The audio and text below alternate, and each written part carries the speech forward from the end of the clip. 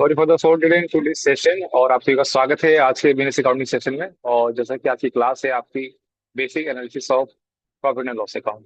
तो आज की क्लास के लिए हमारे साथ सी इमता जी गुड हैं।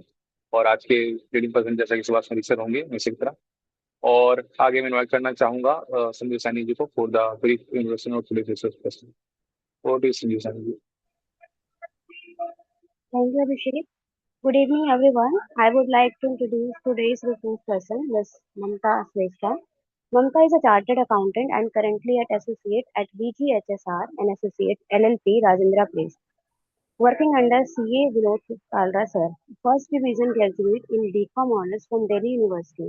She has gained extensive experience in audit and taxation across private companies, LLPs, PSU, and firms. Beyond her professional achievements, Mamta is deeply committed to social impact.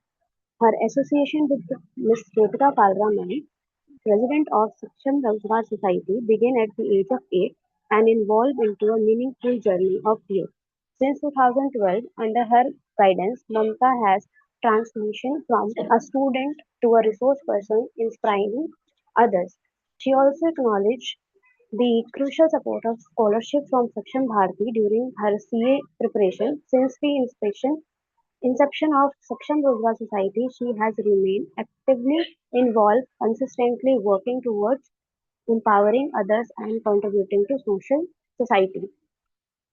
Now, it is my pleasure to introduce Mr. Subhash Malik sir. He brings 50 years of corporate experience in banking, finance, and facilitation. He has been associated with Citigroup for over a decade and with Saksham Bharti for nearly 2 decades.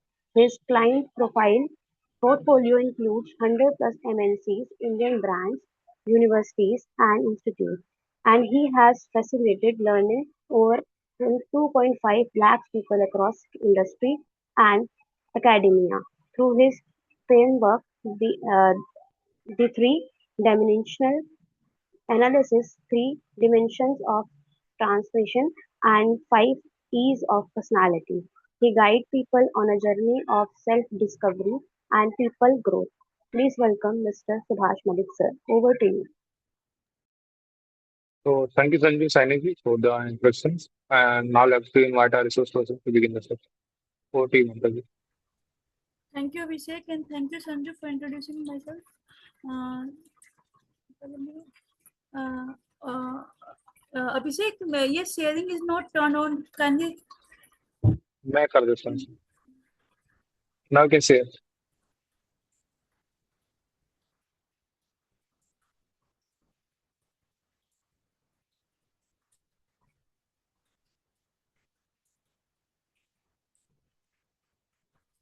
आप सबको मेरा visible है screen? Visible screen दिख रहा है। Good evening everyone. तो कैसे हैं आप सब लोग? आपकी एनर्जी खत्म हो जाती है क्लास लेते लेते।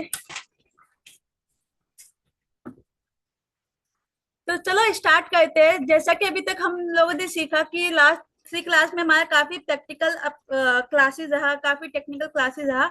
अब थोड़ा थ्योरेटिकल क्लासेस में आते हैं। जैसा कि जो हमारी क्लासेस थी, बेसिकली ये जो हमारी क्लासेस रही है मतलब 1 मंथ की, वो अकाउंटिंग के ऊपर थी। और जब हम अकाउंटिंग की बात करते हैं तो प्रॉफिट एंड लॉस की बात ना हो ऐसा हो ही नहीं सकता, बैलेंस शीट की बात ना हो ऐसा हो ही नहीं सकता, क्योंकि अकाउंटिंग का जो आउटपुट, जो अकाउंटिंग के दौरान जो हम आउटपुट जनरेट करते हैं, वो profit and loss account, balance sheet and other financial statements होते हैं, जो कि एक एंटिटी को रिव्यू करने के लिए अदर्स बाहर के लोगों को, आउटसाइडर्स को, या जो भी इन्वेस्टर्स है उनको चाहिए रहते हैं। ठीक है, तो आज की जो हमारी क्लासेस है वो उसी पे डिपेंड रहेगी। Analysis of profit and loss account, very basic concept, very basic classes. तो ज्यादा समय ना गवाते हम आगे बढ़ते हैं। ठीक है, तो सबसे पहले हम बात करते हैं, अब जब भी हम किसी एंटिटी की फाइनेंशियल स्टेटमेंट की बात करते हैं, there is 4 things in financial statement: profit and loss account, balance sheet, cash flow statement and notes to account. Profit and loss account आपका ड्यूरिंग द ईयर बनाया जाता है। बैलेंस शीट एज ऑन बनाया जाता है। मींस बैलेंस शीट आपकी position को बताती है, उस पर्टिकुलर डेट में आपकी क्या पोजीशन है। वहीं जो बैलेंस शीट है वो आपको पता है ड्यूरिंग द ईयर आपने क्या कमाया, क्या खर्च किया और क्या आपको प्रॉफिट हुआ। सेम नोट्स टू अकाउंट जो कैश फ्लो स्टेटमेंट होता है वो बताता है आपको कि कैसे कैश का फ्लो हुआ, इन क्या हुआ, आउट क्या हुआ। ये क्योंकि प्रॉफिट एंड लॉस में जब हम बात करते हैं तो जो प्रॉफिट होता है वो आपका रियल नहीं होता है, रियल प्रॉफिट नहीं होता है।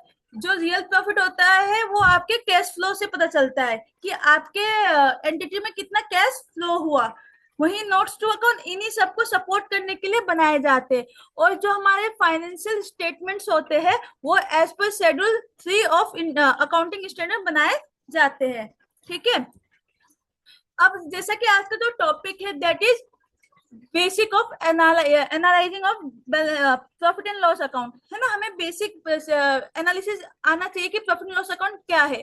तो सबसे पहले हम जानते हैं कि हमें प्रॉफिट एंड लॉस का एनालिसिस करना क्यों है। कोई बताना चाहेगा कि क्यों करना है हमें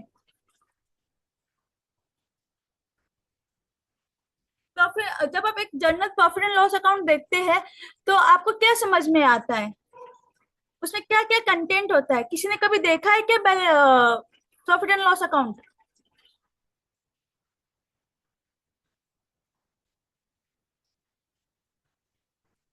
किसी ने कभी कोई देखा है क्या profit and loss account? Anyone else? No, no. आप लोगों को ध्यान होगा जब आपने मन्नत की जर्नी स्टार्ट करी थी तो आपने उसमें काफी सेल्स बुक किया था, आपने परचेज बुक किया था, आपको एक आउटपुट दिखा, एक सेकंड ना।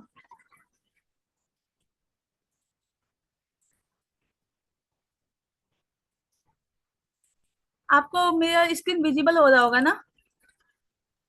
yes, ये आप ही लोगों का डाटा था जिसपे आप लोगों ने काम किया था, राइट? विक्की सर ने आपको पढ़ाया था।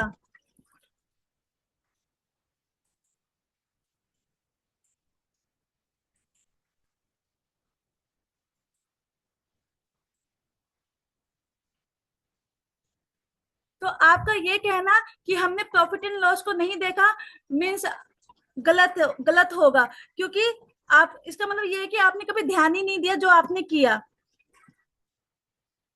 क्योंकि जब भी हम टैली में जाते हैं तो हमारा पहला जो हम सेल की एंट्री करते ही हम सेल परचेज एक्सपेंस की एंट्री करते ही हम प्रॉफिट एंड लॉस को बनाने की तैयारी कर चुके होते हैं। तो यू कहना कि हमने प्रॉफिट एंड लॉस को कभी देखा नहीं या प्रॉफिट एंड लॉस को हम जानते नहीं, दैट इज नॉट करेक्ट। ठीक है, तो कोई भी जो प्रॉफिट एंड लॉस होता है वो बेसिक चीज आपको बताइए, उसमें क्या रेवेन्यू है, क्या उसके एक्सपेंसेस है और क्या उसने थ्रू आउट द प्रॉफिट कमाया। जैसे इस मन्नत फर्नीचर में अभी थोड़ा सा लॉस चल रहा है, राइट? ठीक है, तो आप अगर अपने टैली को भी देखेंगे तो उसमें भी बेसिक पीएनएल आउटपुट जनरेट होता ही है। ठीक है, तो यहाँ पे हमारा जो क्वेश्चन था कि हमें क्यों एनालिस करना है प्रॉफिट एंड लॉस का, उसका आंसर मिलता है अगर हमें चेक करना है कि हमारी इनकम की कैसी ग्रोथ हो रही है। अगर हमें इनकम ग्रोथ जानना है, हमें अपने एक्सपेंसेस को स्टडी करना है कि क्या एक्सपेंसेस इनकर्ड हो रहे, कौन से एक्सपेंस ज्यादा हो रहे, कौन से एक्सपेंस को कंट्रोल किया जाता है। जैसे एक्सपेंसेस के भी टाइप्स होते हैं ना कि लाइक कौन से कंट्रोलेबल है, कौन से अनकंट्रोलेबल है। जो कंट्रोलेबल है क्या उनको कंट्रोल करके अपनी प्रॉफिट को बढ़ाया जा सकता है क्या। ठीक इसी प्रकार कौन से ऐसे एक्सपेंडिचर है जो ऑपरेटिंग में ज्यादा हिस्सेदारी दे रहे, कौन से नॉन ऑपरेटिंग एक्सपेंडिचर्स है जिनको हम कम करके अपनी एफिशिएंसी बढ़ा सकते हैं, है ना। तो अपनी स्टडी को एक्सपेंस को स्टडी करने के लिए हमें प्रॉफिट एंड लॉस अकाउंट का एनालिसिस करना होता है। हमें जानना है आगे कि क्या हमारी प्रॉफिटेबिलिटी है, क्योंकि जब आपकी प्रॉफिटेबिलिटी ही आपकी ग्रोथ को डिफाइन करती है, आपकी इनकम ग्रोथ आपकी प्रॉफिटेबिलिटी को डिफाइन करती है एंड आपकी प्रॉफिटेबिलिटी ग्रोथ को डिफाइन करती है। क्योंकि जब आप कहते हैं कि मेरी इनकम बढ़ रही है मीन्स आप कहीं ना कहीं आपकी प्रॉफिट बढ़ रहा है, प्रॉफिट बढ़ रहा है मीन्स आप कहीं ना कहीं ग्रो कर रहे हैं, आपकी कंपनी अच्छा काम कर रही है, राइट? तो शायद आपको आंसर मिल गया होगा कि हम प्रॉफिट एंड लॉस अकाउंट को क्यों एनालिस करते हैं। इवन आप ये भी जानना चाहेंगे ना जैसे किसी भी कंपनी का सबसे बेसिक ऑब्जेक्टिव क्या होता है, कोई बताएगा? Basic objective of any company, any entity? profit profit maximization. कमाना टू अर्न प्रॉफिट, राइट। अब उस प्रॉफिट को जानने के लिए, उस प्रॉफिट को देखने के लिए हम कहाँ जाएंगे? Profit and loss account, simple, ठीक है ना।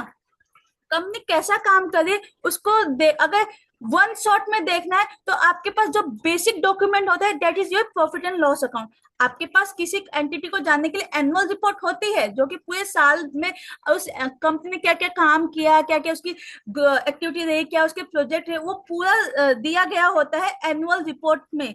लेकिन वो 300-400 पेज का एनुअल रिपोर्ट पढ़ेगा कौन?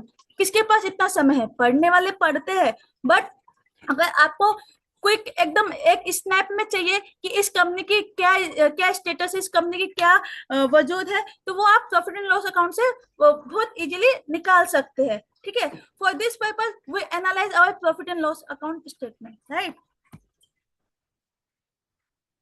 अच्छा, जब हम अक्सर आपने सुना होगा इस profit and loss account statement को हम इनकम स्टेटमेंट भी कहते हैं, क्योंकि प्रॉफिट एंड लॉस अकाउंट जो है आपका इनकम स्टेटमेंट, इनकम ही को तो बता रहा होता है कि ओवरऑल आपने कितना इनकम कमाया, कितना एक्सपेंस हुआ और क्या प्रॉफिट है। आपकी प्रॉफिट मीन्स नेट इनकम कितनी है, ठीक है। और ये बताता है कि कंपनी की during the year profit and loss account, क्या प्रॉफिट एंड लॉस है। जैसे प्रॉफिट एंड लॉस स्टेटमेंट आपकी during the year profit and loss को दिखाता है, वहीं जो बैलेंस शीट होता है वो आपकी उस कंपनी की पोजीशन को बताता है उस डेट पर। जैसे अगर बैलेंस शीट आपकी 31 मार्च 2026 की है तो उस डेट पर उस कंपनी की क्या पोजीशन है, उस कंपनी के पास कितने बैलेंस, कितने फिक्स सेट है, कितने उसके लोन्स खड़े हैं, कितने उसके डेटर्स है, कितने उसके क्रेडिटर्स है, क्या उनके बैंक बैलेंस है, ये सब बताता है। लेकिन आपका जो पीएनएल है वो थ्रू आउट ईयर बताएगा कि आपने क्या कमाया और क्या खर्चा किया, ठीक है। अब बात करते हैं प्रॉफिट एंड लॉस अकाउंट में क्या क्या होता है। प्रॉफिट अकाउंट बेसिकली अगर हम प्रॉफिट एंड लॉस अकाउंट देखते हैं तो इसमें चार चीजें होती है, income, expense, tax paid and then आपका प्रॉफिट एंड लॉस, ठीक है। इनकम में से जब आप एक्सपेंस पे कर देते तो आपका नेट इनकम आता है। उस नेट इनकम में से आप जब टैक्स पे कर देते जो सरकार को देना होता है हमें, वो लेस करने के बाद जो आपके पास फाइनल आउटपुट बचता है that is your profit and loss, वही आपका असली पैसा है, ठीक है। मैम उसे ही नेट प्रॉफिट कहते हैं। हाँ, नेट प्रॉफिट उसे ही कहते हैं, मतलब लाइक मैंने आपको बहुत बेसिक में बताया, ऐसे आप डीप में जाओगे तो ग्रॉस प्रॉफिट भी होता है ना। Yes ma'am. ठीक है, अभी हम ओवरऑल एक ब्रॉड क्या सिनेरियो देते हैं वो मैंने बताया कि एक प्रॉफिट एंड लॉस अकाउंट में आपको, प्रॉफिट एंड लॉस स्टेटमेंट में आपको ये चीजें दिखती है, income, expense, then expense, taxes paid and profit and loss account. Profit and loss जो इनकम है आपका टॉप लाइन कहलाता है। क्यों टॉप लाइन कहलाता है? क्योंकि ये जब हम आपकी स्टेटमेंट होती है वो टॉप पे होती है। जैसे मैं आपको दिखाती हूँ, आपने शायद कभी शेड्यूल 3 के बैलेंस शीट पीएनएल को देखा ना हो।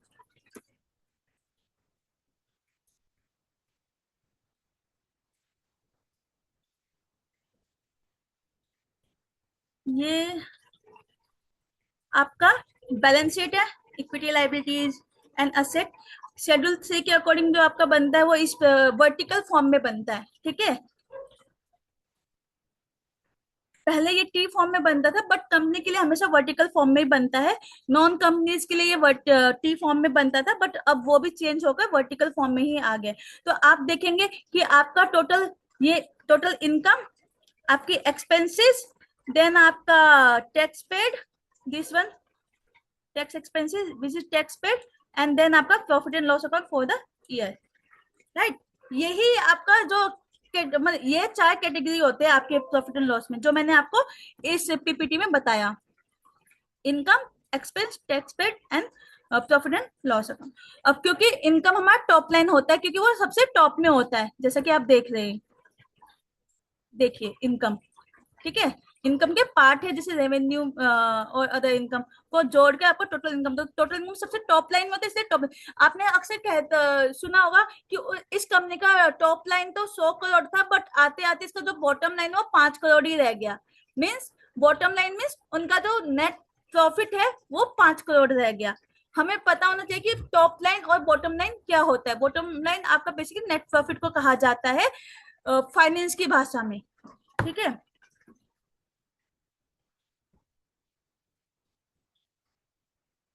तो अब हम लाइन वाइज चलते हैं कि इनकम में क्या क्या होता है, एक्सपेंस में क्या क्या होता है, ठीक है। क्योंकि हमें जो, जब आप अपने अपने फील्ड में आएंगे, जब आप देखेंगे तो आपको इस टाइप का प्रॉफिट एंड लॉस देखने को मिलेगा। तो आपको पता होना चाहिए कि एक प्रॉफिट लॉस के क्या क्या कंटेंट है और क्या क्या मिलके बनता है। तो सबसे पहले बात करते हैं इनकम की।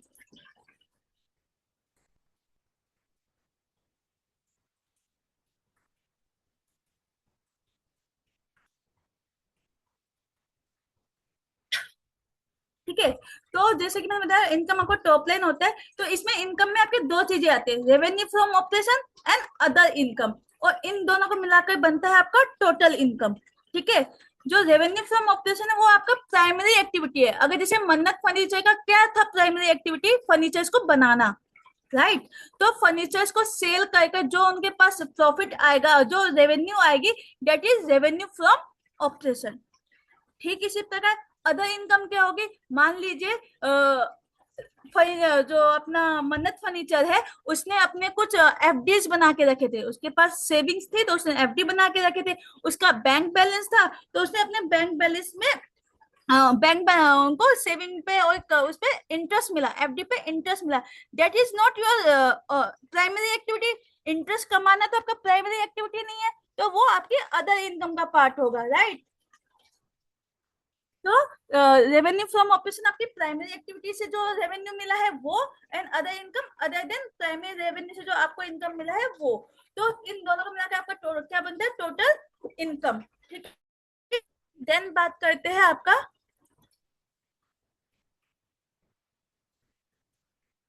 एक्सपेंसेस का। ठीक है, जो आपके एक्सपेंसेस होते हैं ये 5 कैटेगरीज में आपका जो एज पर शेड्यूल 3 5 कैटेगरी में दिखाया जाता है। Purchase of stock in trade, अगर आपको सेल करना है तो आपको परचेज भी करना पड़ेगा, तो purchase of stock in trade यहाँ पे आएगा। फिर change in inventory of stock in trade, means change in inventory में क्या होगा, जो आपका क्लोजिंग स्टॉक और ओपनिंग स्टॉक का जो डिफरेंस होगा, that is come here.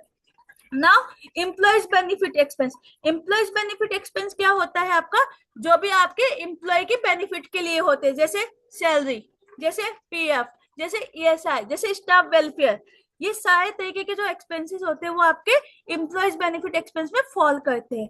Finance cost क्या होता है, कोई बताएगा मुझे फाइनेंस कॉस्ट क्या होता है? मुझे नाम से बहुत कॉमन लग रहा है ये।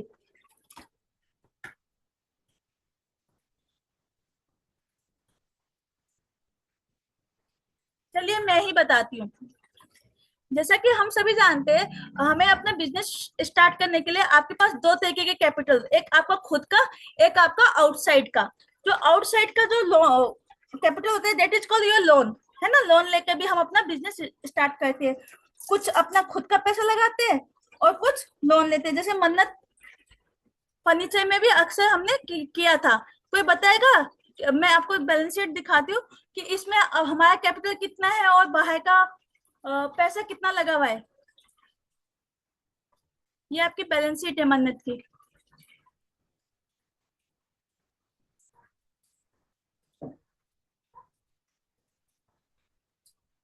Ma'am current liability. जैसे आप देखेंगे कैपिटल अकाउंट में जो अमाउंट आ रहा है 5 लाख आ रहा है, दिस इज ओन अमन का कैपिटल, ये उस ओनर का खुद का कैपिटल है। ठीक है, यस वही मैम। जो करंट लाइबिलिटीज है, करंट लाइबिलिटी में आपके कितने आ रहे हैं? इसमें 2 लाख। लोन नहीं लिया, लोन नहीं लिया। ठीक है, इसमें आपके ड्यूटीज एंड टैक्सेस है, अदर क्रेडिटर्स। अगर इसने बाहर से कोई लोन लिया होता बैंक से, तो फिर इसका जो उस लोन के ऊपर जो इंटरेस्ट पे करना होता है that is called your finance cost. ठीक है, एक कंपनी को फाइनेंस करने के लिए जो भी कॉस्ट लगता है that is your finance cost, your processing charges, your finance cost, your interest और secured loan, your finance cost, your interest on unsecured loan, it also for the type of finance cost. ठीक है,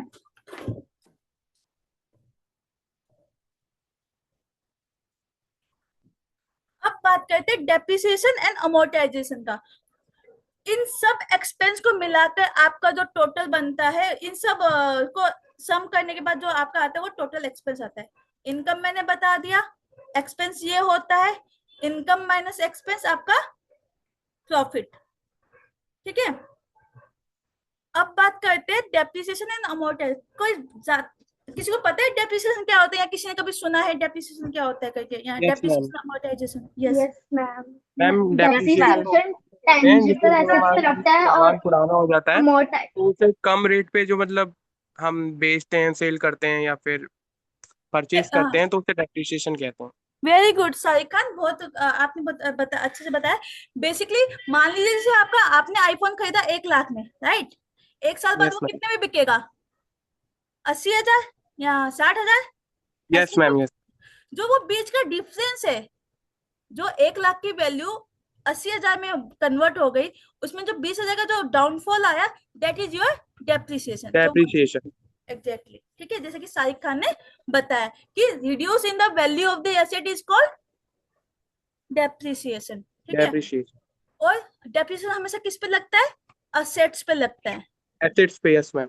है ना? और फिर आपके asset कितने type के होते हैं? 2 टाइप के होते हैं, टेंजिबल असेट और इनटेंजिबल असेट, इंटेंजिबल एसेट्स। ठीक है। और जो tangible asset means that can be touch, and intangible yes. That can that not be can not be. Touch. तो जो टेंजिबल असेट पे जो वैल्यू की जो डिडक्शन होता है, दैट इज कॉल्ड डेप्रिसिएशन। और इंटेंजिबल पे जो होता है reduction in value, that is called amortisation. समझा सबको? Yes ma'am. गुड। तो ये भी आपके प्रॉफिट एंड लॉस का एक पार्ट होता है, ठीक है। एंड देन आपका आ जाता है आपका total income minus total expense. तो ये आपका आ जाता है profit before tax, that is called your bottom line. उसमें से जब आप टैक्स को पे करते हैं, जो कि सरकार को देना होता है हमें, उसके बाद आता है प्रॉफिट आफ्टर टैक्स, जो कि आपका रियल प्रॉफिट होता है, ठीक है। हेलो अच्छा, हाँ जी, मैम, एक क्वेश्चन था मेरा। बोलो। मैम वो इंटेंजिबल वाला जो था उसमें डेप्रिसिएशन मतलब एग्जांपल क्या हो सकते हैं, मतलब थोड़ा जैसे एग्जांपल। आपका गुडविल हुआ, गुडविल कम हो गई सपोज। यस जैसे मैम। यस। आपका ट्रेडमार्क है, ठीक है। जैसे आपके सॉफ्टवेयर होते हैं, ठीक है, उन यस सब की मैम। वैल्यू भी कम होती है ना, हम्म। तो दैट इज योर अमोर्टाइजेशन, ठीक है। ओके मैम, तो ये इंटेंजिबल हो गया इस तरह से डेप्रिसिएशन। हाँ, अगर उनके ऊपर जो डेबल हम जो हम वर्ड यूज करते हैं उनके लिए, हम अमोर्टाइजेशन यूज करते हैं, ना कि डेप्रिसिएशन। डेप्रिसिएशन यूज किया जाता है for tangible asset, and amortisation use किया जाता है फॉर इंटेंजिबल। दोनों का मकसद एक ही है कि किसको आइडेंटिफाई करना, किसको क्वांटिफाई करना। जो भी आपकी असेट की वैल्यू में गिरावट आई है, उसको क्वांटिफाई करना, और उस क्वांटिफिकेशन के लिए नाम दिया जाता है, वो अलग अलग होता है उसके नेचर पे। अगर टेंजिबल है तो उसको डेप्रिसिएशन का नाम बोलते हैं, डेप्रिसिएशन कहा जाता है, और इंटेंजिबल है तो उसको तो उसको एमोर्टाइज कहते हैं मतलब। अमोर्टाइजेशन कहा जाता है। बिल्कुल सारी, Yes. Very good. हाँ, जैसे अब ना मैं आपको दिखा देती हूँ। जैसे ये मैंने आपके सामने प्रॉफिट एंड लॉस रखा है। जब भी आप प्रॉफिट एंड लॉस देखते हैं तो आपको हमेशा प्रॉफिट एंड लॉस कंपैरेटिव दिखेगा, ठीक है। हम हमेशा जो प्रॉफिट एंड लॉस स्टेटमेंट बनते हैं वो कंपैरेटिव बनाते हैं, मींस लास्ट ईयर और करंट ईयर को कंपैरिजन इज ऑलवेज देयर। क्योंकि हमने कहा पहली स्लाइड में पढ़ा था कि profit and loss account analysis करने का मकसद क्या है? कि हम अपनी इनकम को अपनी इनकम की ग्रोथ को एनालिसिस कर सके, क्या है हमारी इनकम में ग्रोथ हो रही है वो जान सके। तो वो तो जानकारी जब कंपैरेटिव होगा तभी हो सकता है, तभी पॉसिबल है, राइट। जैसे अगर Yes. आप इसमें देखेंगे, जो लास्ट ईयर जो मेरा 31 मार्च 2024 ये है मेरा एबीसी प्राइवेट लिमिटेड है, ठीक है। उसका जो लास्ट ईयर जो प्रॉफिट वो सॉरी रेवेन्यू फ्रॉम ऑपरेशन था, वो कितना था? 127 करोड़ 29 लाख 95 हजार, राइट। लेकिन इस बार कितना होगा? 148 करोड़ 6 लाख 2 हजार, मीन्स कंपनी 2025। 6 लाख 2 हजार। मीन्स कंपनी क्या कर रही है? ग्रो कर रही है या क्या फॉल कर रही है? ग्रो कर रही है। ग्रो कर रही है, एग्जैक्टली, ठीक है। दूसरा, आपका अदर इनकम भी कंपेरेटिवली लास्ट ईयर से बढ़ ग्रो रहा है, किया है। ठीक है। आप वहीं पे देखेंगे, एक्सपेंसेस देखेंगे, ठीक है। तो एक्सपेंसेस भी अकॉर्डिंगली बढ़ रहे हैं, ठीक है। तो आपका जो नेट प्रॉफिट है, अकॉर्डिंगली जो देखेंगे, लास्ट ईयर जो था वो 3 करोड़ 29 लाख था, मीन बॉटम लाइन जो था वो 3 करोड़ 29 लाख का था। वहीं जो इस साल है, मतलब 31 मार्च 2025 में कितना है हमारा? 3 करोड़ 52 लाख। इस तरीके से हम एनालिस करते हैं। अब आपने ध्यान दिया होगा इस स्टेटमेंट में एक नोट्स भी लिखा है। ये नोट्स क्या है? बेसिकली क्या है, अगर मुझे जानना है कि जो रेवेन्यू फ्रॉम ऑपरेशन है उसमें क्या मतलब इसकी क्या डिटेल है, इसकी क्या बाइफरकेशन है, ठीक है, उसको जानना है तो मुझे नोट 19 में जाना पड़ेगा कि इनका रेवेन्यू फ्रॉम ऑपरेशन में क्या आता है, अदर इनकम में क्या क्या आया, तब जाके ये 79 लाख के आसपास का इनकम इन्होंने कमाया। अगर इसकी जानकारी चाहिए तो हमें नोट्स में जाना पड़ेगा। जैसे कि आप देखें रेवेन्यू फ्रॉम ऑपरेशन के लिए जो नोट्स है वो 19 है, एंड अदर इनकम के लिए जो नोट्स है वो 20 है 20 है। है ना। तो चलो अब हम नोट्स में चलते हैं फटफट। यस। तो इसका आप नोट्स देखेंगे, जैसे मैंने बताया था फाइनेंशियल सब में आपके क्या होगा, balance sheet, PNL, cash flow, this is cash flow, ठीक है, and then your notes to account, this is your notes to account, ठीक है ना। इसमें आपके सारे अकाउंटिंग पॉलिसीज का बताया होगा। और जो नोट्स हम पढ़ रहे थे, इनकम का क्या नोट्स लिखा था उसमें, नोट नंबर कितना था इनकम का, रेवेन्यू फ्रॉम ऑपरेशन का 20 19। नहीं 19 यस हाँ, 19। ये 2 है, ये 3 है, ये 4 है, आप देख रहे होंगे ये 4 है। 4 आपका लॉन्ग टर्म बोरिंग्स का है, तो आपको पता चल जाएगा कि इनके पास टोटल बोरिंग्स कहाँ की, तो इनके पास जो बोरिंग्स है वो अनसिक्योर्ड लोन है फ्रॉम डायरेक्टर्स से, ठीक है, दिस वन। देखो इनका डेप्रिसिएशन भी आ रहा है, ये डेफर्ड टैक्स लाइबिलिटी ऐसे जाते जाते जाते कहाँ है, 19 आ जाओ, दिस इज 19, ठीक है। तो रेवेन्यू फ्रॉम ऑपरेशन में जो 19 का जो है बाय 148 करोड़ कैसे बना कि डोमेस्टिक सेल इन्होंने किया 146 करोड़ का, एक्सपोर्ट का सेल किया इन्होंने 186 1 करोड़ 86 लाख का, 80 लाख 1 करोड़ 86 लाख का 37 इन्होंने हजार। एक्सपोर्ट किया। Yes ma'am. डोमेस्टिक सेल किया इन्होंने 146 crore, domestic sale means within India में जो सेल किया वो 146 करोड़ का किया, लेकिन आउट ऑफ इंडिया जो सेल किया वो 1 करोड़ 86 लाख 1 का करोड़ किया, है ना। 86। और इन्होंने यस। कस्टमर को डिस्काउंट भी दिया सिर्फ 1 लाख 51 लाख का। तो ओवरऑल इनको जो रेवेन्यू हुआ वो 1 करोड़ 148 करोड़ 6 लाख का हुआ, ठीक है। Yes ma'am.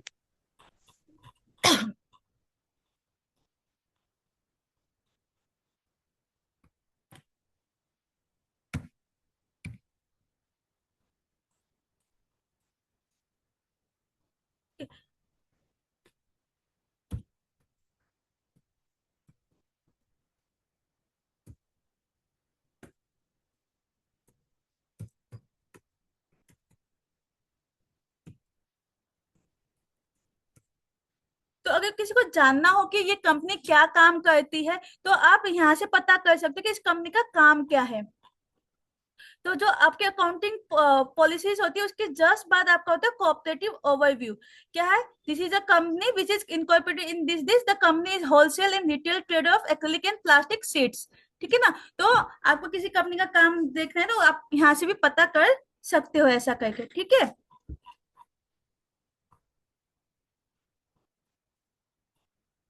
अब हमें करना था, हमने सर्च करी थी आपका 20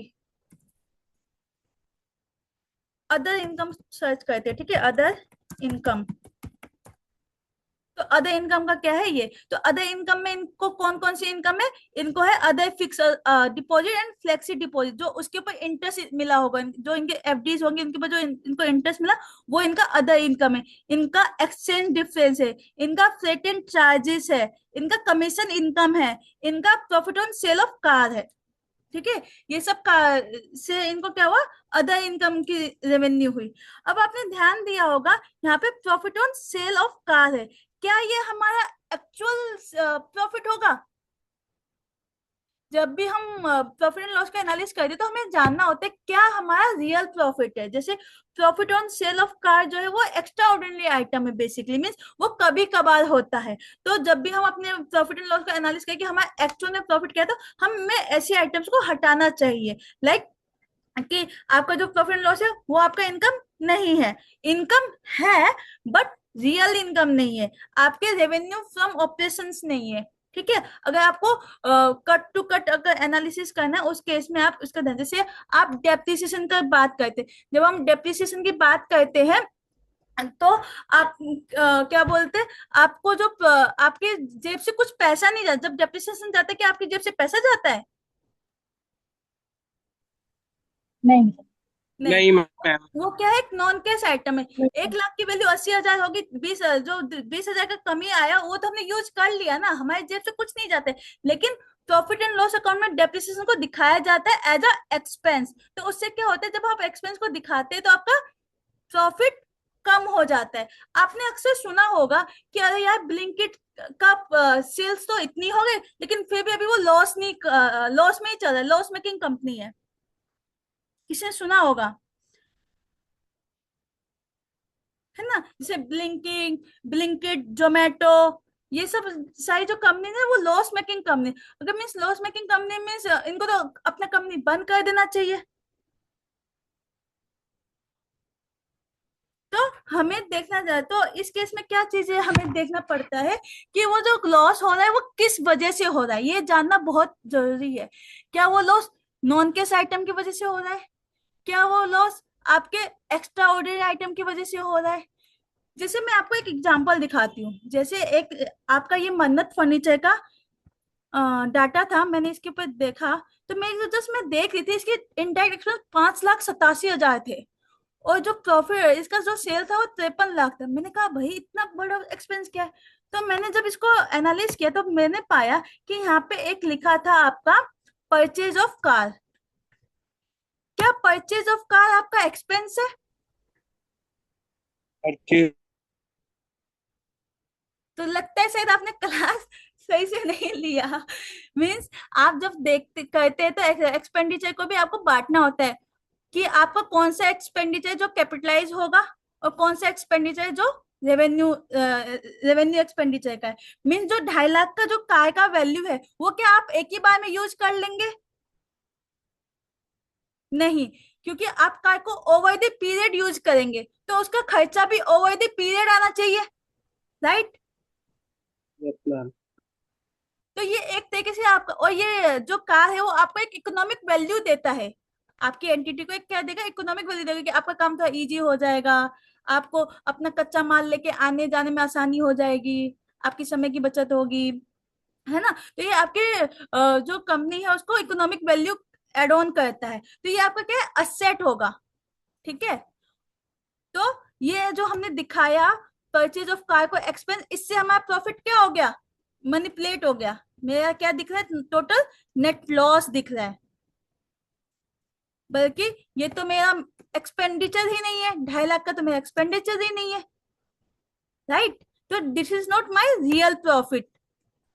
इसीलिए कैश फ्लो का जन्म हुआ था, है ना? जैसे हम मैंने बताया था आपको, फाइनेंशियल स्टेटमेंट की जब बात करें तो balance sheet, PNL, cash flow.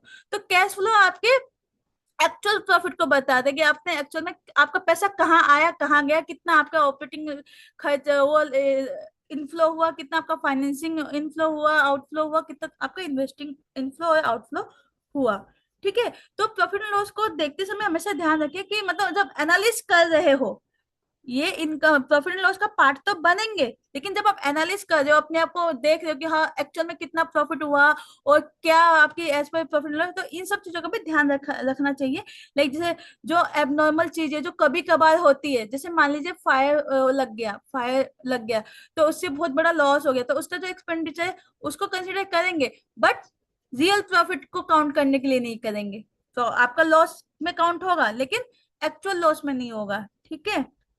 Confusion तो नहीं हुआ ना किसी को? No ma'am. ठीक है। ठीक है। ये तो बात थी हमारी आपका एक कंपनी की। What about non profit organisation? What about NGO? What about section 8 companies? Like मतलब अगर कोई, जैसे कंपनी का मकसद क्या है, प्रॉफिट कमाना, लेकिन जो एनजीओ होती है लाइक सक्षम रोजगार सोसाइटी हो गई या सक्षम भारती हो गई या सक्षम भारती फाउंडेशन होगी, उनका ऑब्जेक्टिव तो पैसे कमाना नहीं है, उनका ऑब्जेक्टिव तो प्रॉफिट कमाना नहीं है, है ना। उस केस में क्या बनाया जाता है?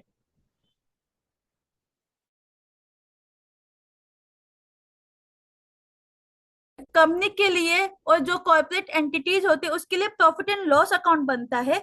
जो एनजीओज होते हैं, जो नॉन नॉन प्रॉफिट ऑर्गेनाइजेशन है, उनके लिए इनकम एंड एक्सपेंडिचर बनाया जाता है। क्या बनाया जाता है? Income and expenditure. जैसे प्रॉफिट एंड लॉस स्टेटमेंट बताता है कि उस एंटिटी की क्या रेवेन्यू है, क्या एक्सपेंसेस है और क्या प्रॉफिट हुआ उसको। ठीक है। ठीक इसी प्रकार जो आपका इनकम एंड एक्सपेंडिचर है वो बताता है कि इस एनजीओ की क्या इनकम थी। Income in the form of donation हो सकती है, in the form of fees हो सकती है, in the form of subscription हो सकती है, या फिर एनीथिंग, या फिर अदर्स में लाइक इंटरेस्ट इनकम हो सकती है, जैसे एफडी की इंटरेस्ट है ना। लेकिन से वहीं पे उनका जो एक्सपेंडिचर पे क्या आएगा, उनके एक्सपेंसेस उन्होंने क्या क्या इनकर्ड किए। ठीक है। तो वो क्या होता है, जैसे उन्होंने अपने प्रोजेक्ट में क्या खर्च किए, उन्होंने क्या स्कॉलरशिप्स दिए, उन्होंने क्या प्रोजेक्ट्स पे लगाया, ये सब उनके एक्सपेंडिचर हो जाए। और इनका जो डिफरेंस होगा, जैसे प्रॉफिट एंड लॉस अकाउंट में आप रेवेन्यू माइनस एक्सपेंस क्या निकलता है, आपका प्रॉफिट निकलता है, right. Revenue minus expense equals to profit. लेकिन प्रॉफिट। इनकम एंड एक्सपेंडिचर में आपका income minus expenditure equal to surplus और डेफिसिट। क्यों सरप्लस और डेफिसिट? क्योंकि किसी भी मतलब नॉन प्रॉफिट ऑर्गेनाइजेशन मकसद कमाना नहीं होता। या तो उनका पैसा एक्सेस है तो सरप्लस है, या फिर उनका पैसा बहुत खर्च हो गया तो वो डेफिसिट होता है। तो इसलिए हम वहां पे सरप्लस और डेफिसिट का प्रयोग, वर्ड्स का प्रयोग है। क्योंकि क्यों ऐसा, क्यों लाइक एंटिटी के लिए कोई मतलब कंपनी के लिए प्रॉफिट एंड लॉस अकाउंट, और नॉन प्रॉफिट नॉन मतलब एनजीओ के लिए आपका इनकम एंड एक्सपेंडिचर अकाउंट। क्यों? क्योंकि दोनों का ऑब्जेक्टिव चेंज अलग है, डिफरेंट है, चेंज है। उसका मकसद प्रॉफिट कमाना है, इसलिए प्रॉफिट एंड लॉस अकाउंट। उसका मकसद सोसाइटी को सर्व करना है, सोसाइटी के वेलफेयर के लिए काम करना है। तो इसलिए इनकम एंड एक्सपेंडिचर में जो या तो सरप्लस होगा या फिर डेफिसिट होगा। ठीक है।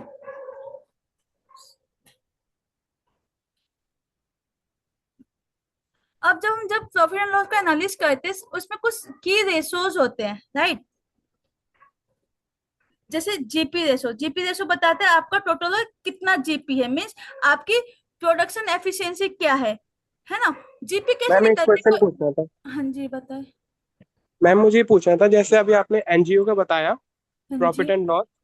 तो मैं ये पूछना चाहता हूँ, जैसे हम बिजनेस के लिए प्रॉफिट एंड लॉस जैसे अलग होता है, और एनजीओ की तरफ से प्रॉफिट एंड लॉस, मतलब क्या डिफरेंस है? बच्चे सिर्फ नाम का डिफरेंस है।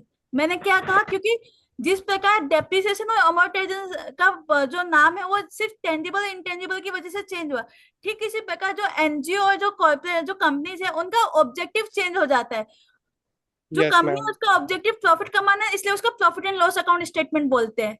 Yes NGO ma'am. का काम है सोसाइटी को सर्व करना, सोसाइटी के वेलफेयर में काम करना, तो वो इनकम और एक्सपेंडिचर स्टेटमेंट बनाता है। ठीक है। ठीक है मैम। जैसे आगे जो कॉर्पोरेट में आपको कैश फ्लो स्टेटमेंट दिखेगा, जो प्रॉफिट एंड लॉस अकाउंट है सेम आपका इनकम एंड एक्सपेंडिचर है, बस नाम का फर्क है। ठीक है। जब आप प्रॉफिट एंड लॉस में आपको प्रॉफिट निकलता है, इसमें इनकम एंड आपका सरप्लस निकलेगा या फिर डेफिसिट निकलेगा। यस ठीक है। मैम। दूसरा, अगर क्या बोलते हैं, जैसे आपका किसी कंपनी की कैश फ्लो को जानने के लिए कैश फ्लो स्टेटमेंट होता है, इसी प्रकार एनजीओ की कैश एक्टिविटीज को जानने के लिए रिसीट एंड पेमेंट अकाउंट होता है। मैं दिखाती हूँ आपको, शायद आप देखेंगे तो आप समझ पाएंगे।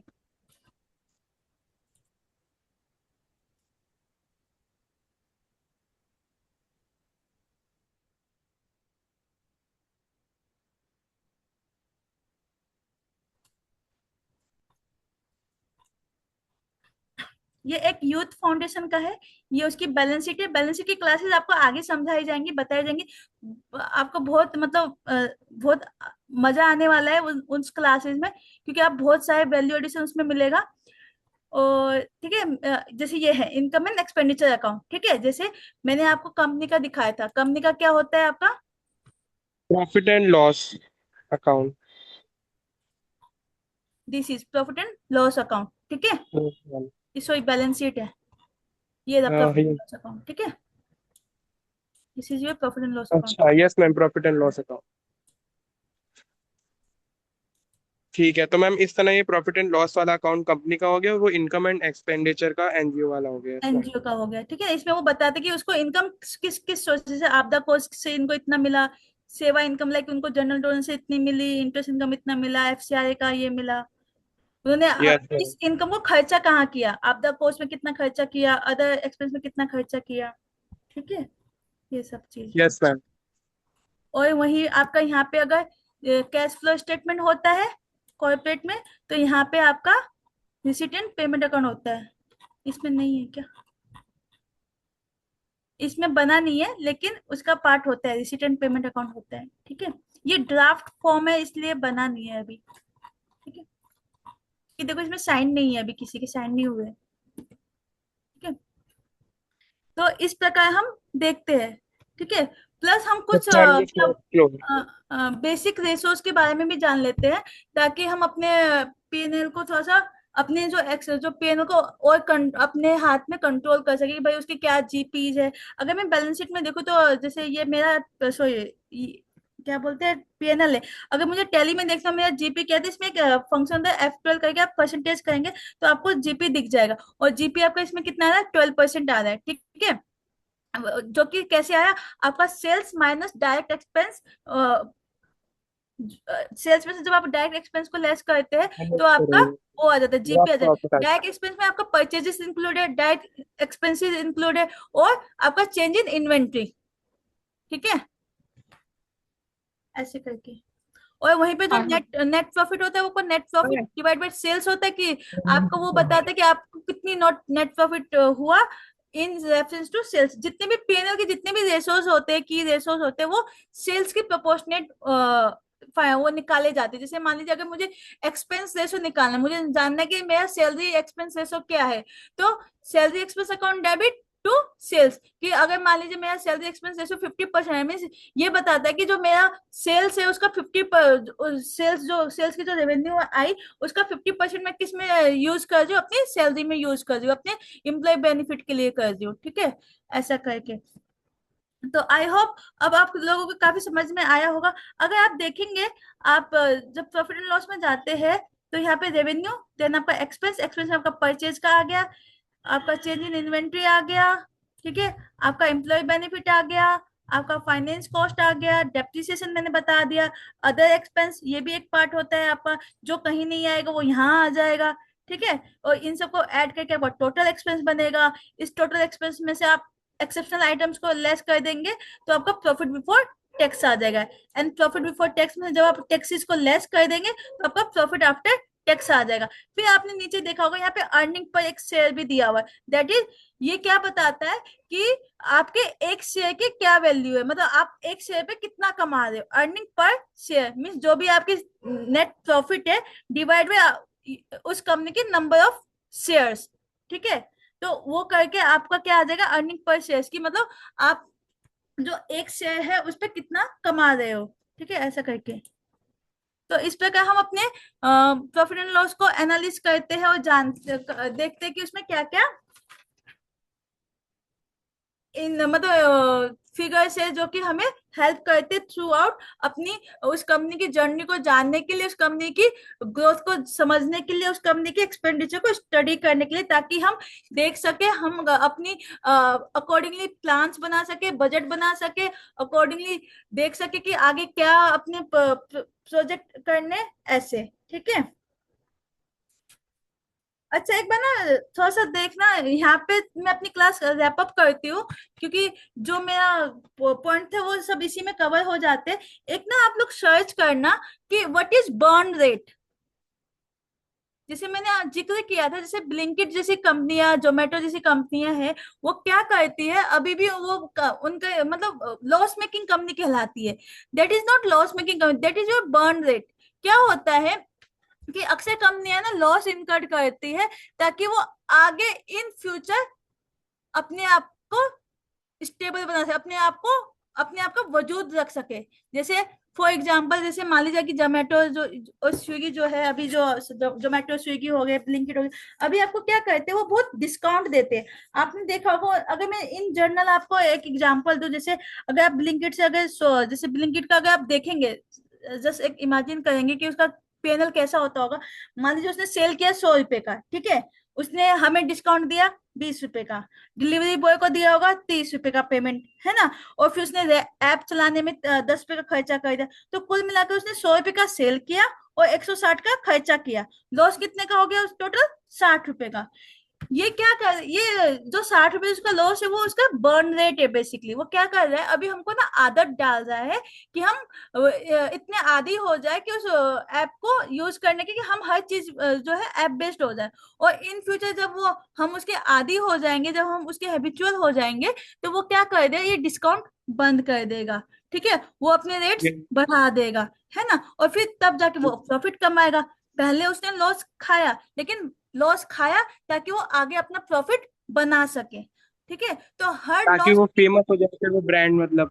हाँ हाँ बिल्कुल, ताकि इसलिए हर लॉस मेकिंग कंपनी बेकार नहीं होती है, ठीक है। तो अगर जैसे हमें कभी इन्वेस्ट करने के लिए भी हमें फाइनेंस, अगर हम जब फाइनेंशियल्स का वो करते हैं, एनालिसिस करते हैं, तो उसमें पेन बहुत बेसिक होता है, आपको उससे बहुत बेसिक आइडिया लग जाता है कि ये क्या आपकी मतलब रेवेन्यू कितनी ग्रो कर रही है। अगर रेवेन्यू ग्रोथ कर रही है, वो भी ग्रोथ कर रही है, आपको एक्सपेंडिचर देखना हो सपोज कि भाई इसके टोटल खर्चे कितने जा रहे हैं। फाइन, एक ना आपने वर्ड सुना होगा इबिडता, कोई शार्क टैंक देखता है क्या? Yes ma'am. शार्क टैंक, जी शार्क मैम, टैंक, उसमें बिजनेस का कुछ ऐड होता है ना। हाँ हाँ बिल्कुल बिल्कुल। उसमें ना अक्सर वो ना जैसे कि लोग अपने पीच देते हैं, जो भी उनका इनोवेशन वगैरह होता है अपने बिजनेस के लिए, वो फंड रेज करते हैं और पीच देते हैं। जब वो फंड रेज करते, पीच देते समय वो अपने फाइनेंशियल्स को डिस्क्राइब करते हैं कि हमारा बॉटम लाइन इतना है, हमारा टॉप लाइन इतना है, हमारी जो कंपनी की ईबीआईटी है वो इतनी है। What is EBIT? एक बार सर्च करना, आपको बहुत इंटरेस्टिंग लगेगा। It is your core in profit. Mean इस ये क्या होता है, जो आपकी रेवेन्यू होती है उसमें से आप मतलब जो आपका total expense minus total expenditure, आपका प्रॉफिट आ गया। उस प्रॉफिट में से आप लेस कर दो depreciation, that is your non cash item, ठीक है, लेस कर दो आपका फाइनेंस कॉस्ट, ठीक है, जो बचेगा that is your real profit, ठीक है। उस बेसिस पर भी बिजनेसेस की क्या होती है, वैल्यूएशन होती है। कि जैसे आपने अक्सर सुना होगा कि वो बोलते हैं मेरा टॉप लाइन इतना है और मेरा डूइंग द ईबीआईटी इतना है, तो वो ईबीआईटी के बेसिस पे भी वैल्यूएशन करते हैं और फिर उसकी बिड लेते हैं अकॉर्डिंगली। शायद आप वो शार्क टैंक देखेंगे तो रिलेट कर पाएंगे, अदरवाइज आप ना ये कर सकते हैं अपने नॉलेज के लिए, ठीक है। Finance cost,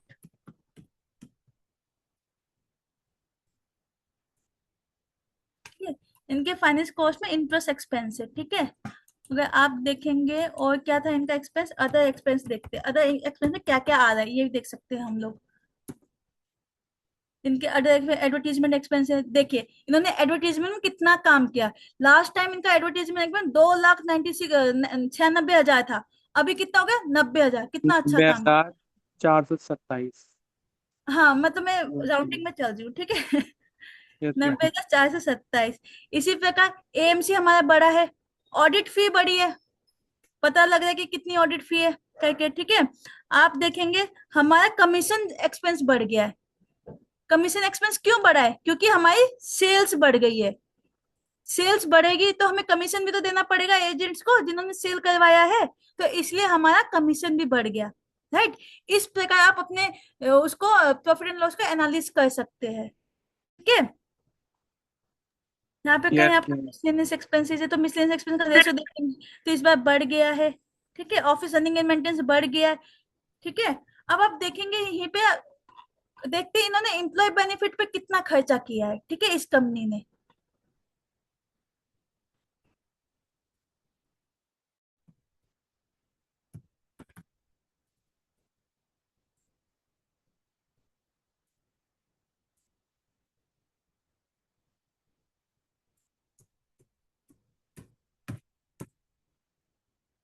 this is employees benefit, नहीं this is not employees benefit expense,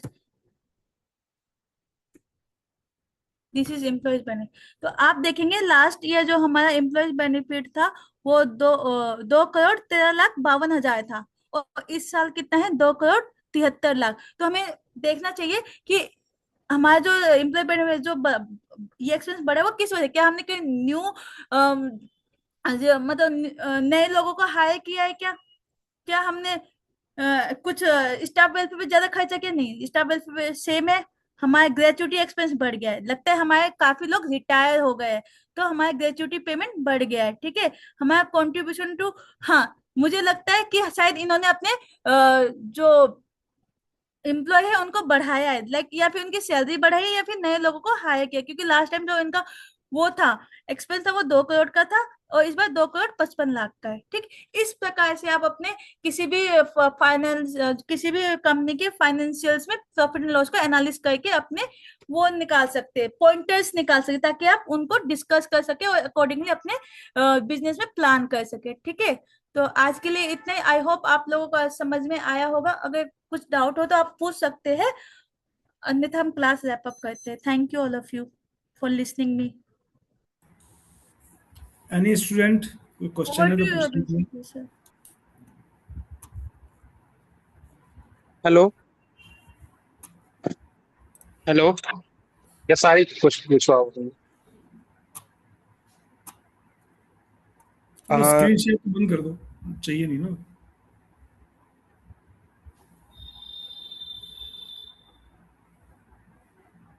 चलिए गुड। सारे आप कोई क्वेश्चन पूछने वाले थे? यस सर, मुझे एक क्वेश्चन पूछना था कि जैसे कि मैम ने जो शीट्स वगैरह दिखाई थी उस पे एक्सपेंसेस इनकम वगैरह जो डायरेक्टली लिखी हुई थी, अब जैसे कि वो एक्सपेंसिव इनकम जैसे उस पे सिलेक्ट कर रहे हैं तो उसमें दिखा रहा है कि कितने किस किस चीज़ की एक्सपेंसिव है। तो मतलब वही मैं मैम से पूछना चाह रहा था, मतलब वैसे शीट्स में थोड़ा लेंदी सा लग रहा था, वही मैम से पूछ रहा था मैं। ममता जी, आप आंसर करना चाहेंगे?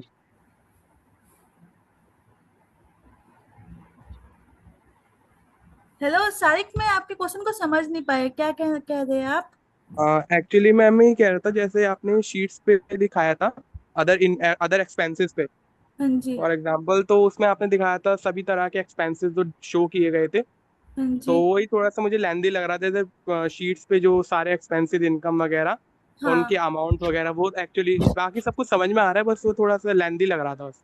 हाँ, क्योंकि वो अदर एक्सपेंस है ना, जो कहीं नहीं आ रहा है, जो एम्प्लॉय बेनिफिट के हेड में नहीं आ रहा, जो डेप्रिसिएशन के हेड में नहीं आ रहा, जो परचेज के हेड में नहीं आ रहा है, जो चेंज इन इन्वेंटरी के हेड में नहीं आ रहा, जो फाइनेंस कॉस्ट के हेड में नहीं, वो सारा एक्सपेंडिचर कहाँ चला जाएगा, आपका अदर इनकम में, इसलिए उसकी लिस्ट काफी लंबी हो जाती है यस इन मैम, टर्म। उसी की वो शीट लिस्ट की वजह से ना लेंदी लग रहा था, वही मैं आपसे पूछ रहा था। हाँ, इसीलिए तो हम शेड्यूल बनाते हैं, ताकि ये सब हमको अपने पीएनएल के फ्रंट पेज पे ना दिखाना पड़े, इसलिए हम नोट्स बनाते हैं। तो आपने देखा होगा जो उसका नोट्स था अदर इनकम का, दैट इज, यस मैम। हाँ मतलब एक 19, 20, 21, 22, 23, 24, 25वें नंबर पे था वो, ठीक है। तो ऐसे ठीक करके है मैम। आप चाहेंगे ना तो एक्सेल पे भी ये सब चीजें देख सकते हैं। अभी तो आपको, आप जब देखेंगे बाहर तो आपको फाइनेंशियल सिर्फ पीडीएफ फॉर्म में ही दिखेगा, राइट, और पीडीएफ फॉर्म में आपको ऐसे ही रीड करना पड़ेगा, कि आप उसको देखेंगे, फिर उसके रेफरेंस में कौन सा नोट्स है, उस नोट्स में जाएंगे और फिर वहां पे उसकी डिटेल आपको मिल जाएगा, ठीक है। Yes ma'am. Thank you Sarik Khan for पूछने के लिए। Thank you ma'am. I hope हमारे पास कोई क्वेश्चन नहीं होगा, तो हम यहाँ पे रैप अप करते हैं। तो thank you ma'am for taking us the wonderful class. और आपसे रिक्वेस्ट है कि आप अपने कैमरा ऑन कर लीजिए, ताकि हम रिकॉर्ड हो सके साथ में पीछे लिखिए।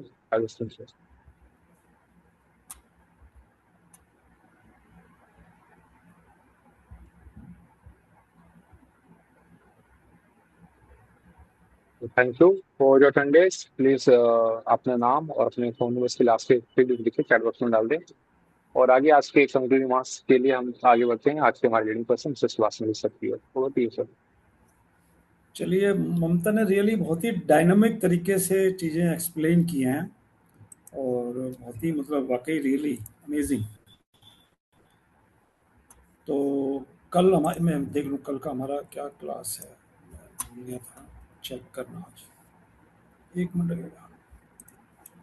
हाँ, ये आ गया। तो कल हमारी क्लास होगी टेक्नोलॉजी के ऊपर, जीमेल, चैट जीपीटी और ट्रांसलेशन। ये हमारे लेंगे एडवोकेट अभिषेक जी लेंगे हमारी क्लास जो है कल, सेम सर एक टाइम पे। करेक्शन है, कल की जो क्लास है वो होने वाली है how to use AI basically. जैसे अच्छा एआई का वो, हम बहुत ज्यादा एक्सटेंशियली यूज कर रहे हैं या अच्छा फिर ठीक ठीक है, ठीक है। बहुत ज्यादा उसमें है, तो टेक्नोलॉजी के बेस पे हम एआई का क्लास लेंगे और उसी से हम ये चैट सारे जीपीटी अपने जो लिखा छोटे उसमें, छोटे हाँ काम है, चैट जीपीटी गई, यस यस, हाउ तो टू हम वो यूज कर इट, पाएंगे। हाउ टू यूज, यस, ठीक। तो सो कल आपसे जो रिक्वेस्ट है, आप अब प्लीज वो भी आइए, देखिए इस पता क्लास में इंटरव्यू। अभिषेक कौन लेगा क्लास? यस अभिषेक, मैम। अभिषेक कल क्लास क्लास लेनी कौन किसने? लेगा एआई की, वो भी तो बता दो। हाँ जी मैम, जरूर मैम, ये क्लास कल मैं ही लेने वाला हूँ, आप सभी स्टूडेंट्स को बताना चाहूंगा मैं, और जितने भी पार्टिसिपेंट ने ज्वाइन किया है, तो आप प्लीज बने रहिए। आपको एआई को यूज करने का बिल्कुल नया ढंग पता चलेगा। अभी तो जो यूज कर रहे थे, क्या वो तरीका सही था, चीज नहीं था, या आप अपने बेहतर रिजल्ट के लिए कैसे और उसको और अच्छे से यूज कर सकते हैं, तो बेसिकली हम वो कवर करेंगे। और प्रॉम्प्ट इंजीनियरिंग जो आप वर्ड सुनते हैं, तो थोड़ी सी इंजीनियरिंग हम भी सीखेंगे कल कैसे करते हैं, तो ऐसा रहेगा कल की क्लास में हमारी। Okay sir. चलिए बहुत अच्छा है। तो कल एआई के ऊपर मुझे लगता है कल तो सब लोगों को बिल्कुल ऑन टाइम आ जाना चाहिए। जो एक नई टेक्नोलॉजी है उसको कैसे यूज़ करें, यूज़ सब लोग कर रहे हैं, लेकिन उसका एक साइंटिफिक मेथोडोलॉजी है यूज़ करने की, तो वो कल सीखेंगे। और किसी का क्वेश्चन कोई हो तो भी बता दें, और रिकॉर्डिंग देख के आप अपना जहाँ भूल रहे हो या प्रैक्टिस कर रहे हो, तो रिकॉर्डिंग से चेक करके आप उसको दोबारा समझ सकते हैं। उसके बाद भी कोई डाउट हो अभिषेक जी को बता दें, ग्रुप में डाल दें, व्हाट्सएप कर दें, आपको आंसर मिल जाएगा उसमें। चलिए, thank you very much, see you tomorrow. Thank you sir. So आगे मैं इनवाइट करना चाहूंगा अनुष्का नायक जी को आज के वर्कशॉप के लिए। वो भी अनुष्का नायक जी। Thank you, sir. Good evening, dear friends. I, Anushka, on behalf of Saksham Rozgar Society, feel honored to extend a vote of thanks. I'm deeply thankful to CA Mamta Shrestha ma'am for taking a wonderful session. We look forward to more such classes, ma'am. A big thank you to all of you, dear students, for your active participation and enthusiasm. I wish to acknowledge and thank all the seniors of Saksham Bharati and Saksham Rozgar Society who graced today's class. Finally, thanks to Mr. Subhash Malik sir for having taken so much interest in the training sessions. Wishing you all a very good night. Thank you. All the best everyone. तो thank you Anushka Nayak ji for thanks. और जो है कि कल का class का link आपको दे दिया गया है, और इसी के साथ सीए ममता जी की ये क्लास समाप्त होती है। और अगर आपको पसंद आई हो, प्लीज आके यूट्यूब पे देखें, उसका लिंक भी आपको दिया दिया जा चुका है ग्रुप में, और अपने जाने वाले लोगों के साथ शेयर कीजिए। और कल की क्लास की अनाउंसमेंट बारे में हमने बता दिया है, तो प्लीज आप ज्वाइन करें उसे। तो इसी के साथ हम चलते हैं, आप सभी को अलविदा, और आपसे मिलते हैं कल के नेक्स्ट सेशन में। आप सभी को शुभ रात्रि।